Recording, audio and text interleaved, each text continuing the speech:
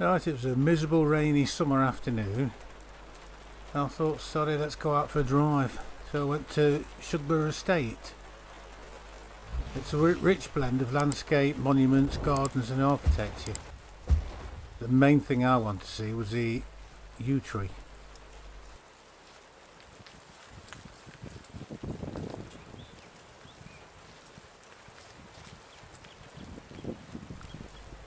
It's a gorgeous walk down the side of the canal, even in the rain.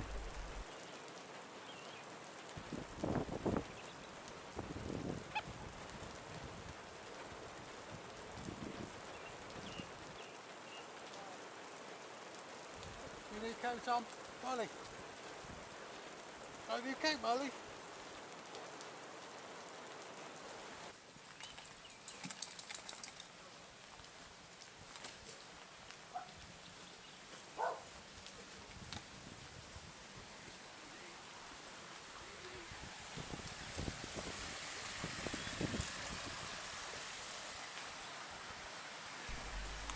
Here we've got the remains of an iron bridge, number 72A it's imaginatively called. It's probably early 19th century date.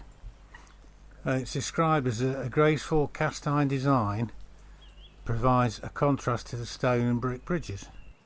Oh, there's the Trent. This bridge used to go over it.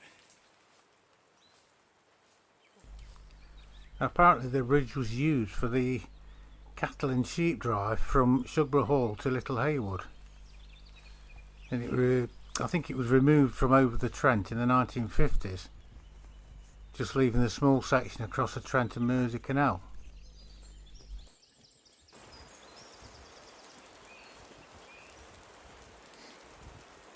Yeah, it's a Packhorse bridge originally.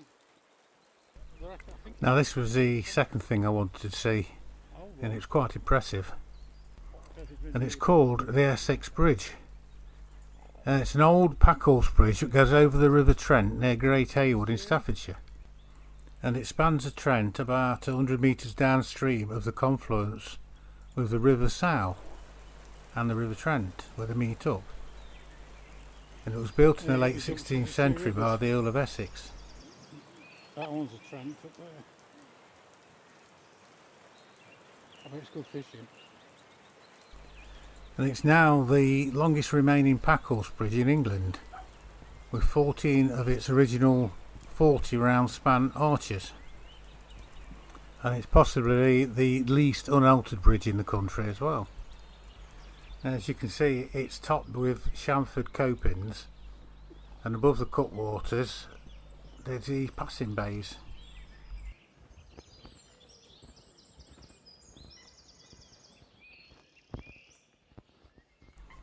So before 1679, Shugborough was joined to Haywood by a wooden bridge, which was a bit dilapidated. So they built this amazing little bridge, and it's been there ever since.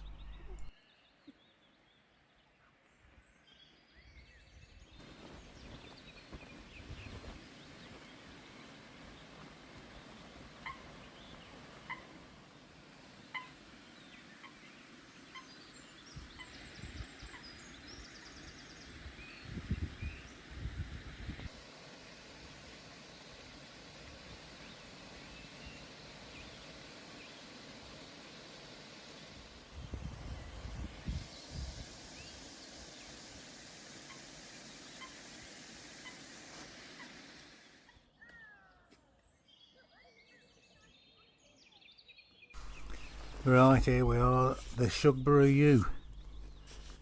And the tree is the widest tree in the UK, probably the widest in Europe.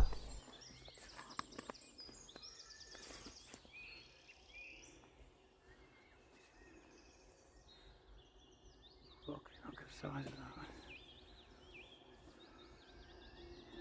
All rooted from one yew tree.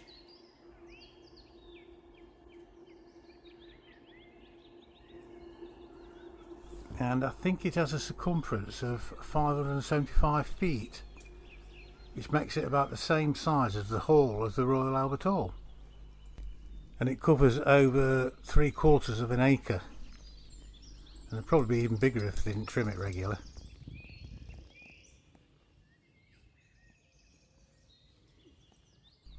Now, I've read that it's got one central trunk somewhere buried in the middle, and its branches spread outwards, rooting in the ground as they grow. A bit like phoenix regeneration I've talked about in a recent video. And I've got to be honest, if I didn't know it was here, I might have walked past it assuming it was a very large collection of bushes.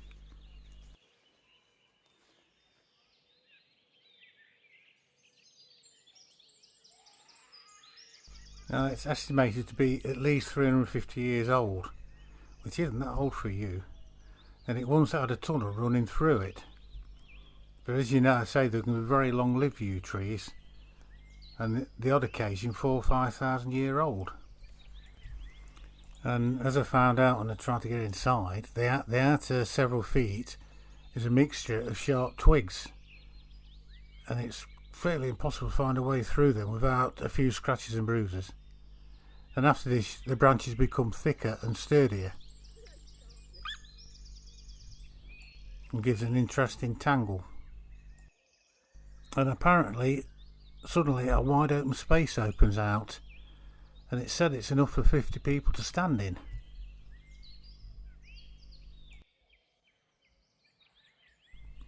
And it's said Lord Lichfield's grandfather would host charity garden parties on the lawn beside the tree, and he'd charge an entrance fee to the yew tunnel in order to raise further funds for his so-called worthy causes. But it's grown over now, and it's almost impossible to get in. Well, I might come back and have another try. And it said the tree's a haven for wildlife, and in winter it plays home to 3 muntjac deer, and there's a large community of birds that happily fly amongst the branches. You can just about spot the robins as I'm filming. You can imagine it's teeming with all manner of mammals, birds and insects. And it said once you reach the central trunk, it's a very dark and protected area for the wildlife.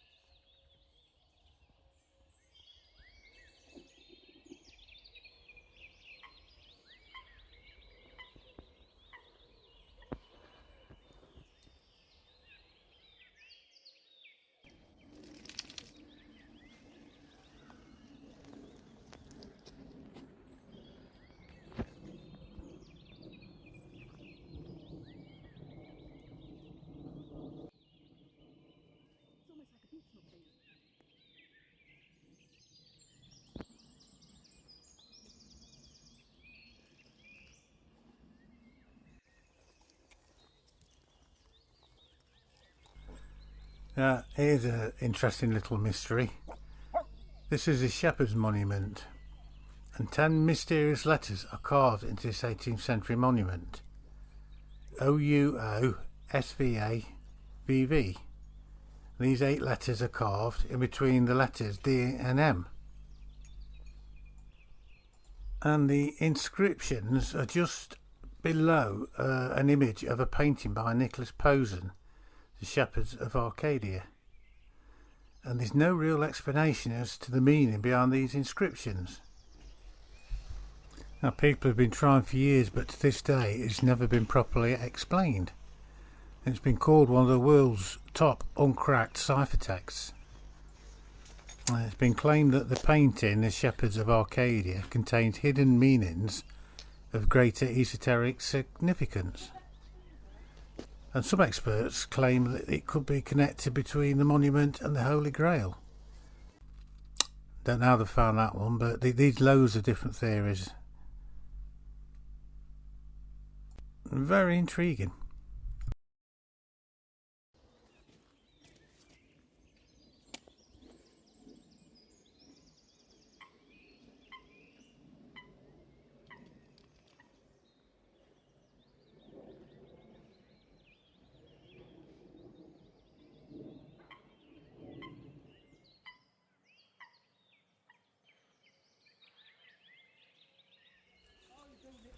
Right, I think I've got another weird one here. It's called the Cat Monument, and it may have been erected around 1750, and it was probably designed by a Thomas Wright, and it thought it may commemorate a cat which travelled around the world with an Admiral Anson, who also kept a herd of Corsican goats which feature around the base of the monument, but nobody's sure.